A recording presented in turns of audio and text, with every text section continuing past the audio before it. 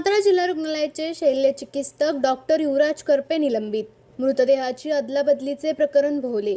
एका महिन्यात 2 वेळा मृतदेहांची झाली होती अदलाबदली. राज्य शासनाकडून आरोग्य विभागाकडून कर्तव्यात कसूर केल्याने करण्यात आले निलंबित. विभागीय चौकशी सुद्धा केली जाणार असल्याची माहिती. आनंद सुनील ओवळ आमचा वाईचा युवक, त्याचा सिव्हिल हॉस्पिटलमध्ये काल मृत्यू झाला रात्री, आणि आज त्याचा पीएम झाल्यानंतर मृतदेह ताब्यात देताना ना तिथं कुठला वरिष्ठ अधिकारी उपस्थित होता. तो मृतदेह पूर्ण पॅक केलेला. कुटुंबाची मागणी होती की आम्हाला तो चेहरा दाखवा, आमचा मृतदेह आहे आम्हाला कळू द्या. तरीही संबंधित कर्मचाऱ्यांनी दखल न घेता कुटुंबाच्या ताब्यात तो मृतदेह जबरदस्ती दिला.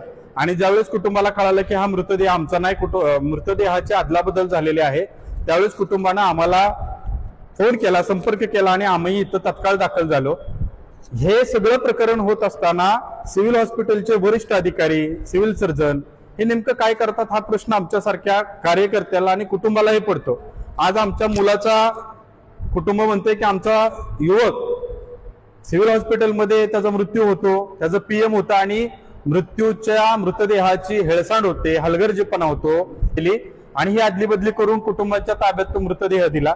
ही घटना ज्यावेळेस कुटुंबाच्या निदर्शनास आली त्यावेळेस सीएस यांच्या दालनामध्ये आम्ही आंदोलनाला बसण्याचा पवित्रा घेतला.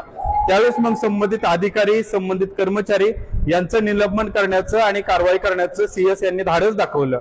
आमचं म्हणणं आहे की सिव्हिल हॉस्पिटलमध्ये कायदा सुव्यवस्था नावाला आहे का? फक्त कर्मचाऱ्यांना शिस्त नावाचा प्रकार आहे का? फक्त मनाला येईल मनमर्जी करे तो कायदा असा प्रकार चाललेला आहे.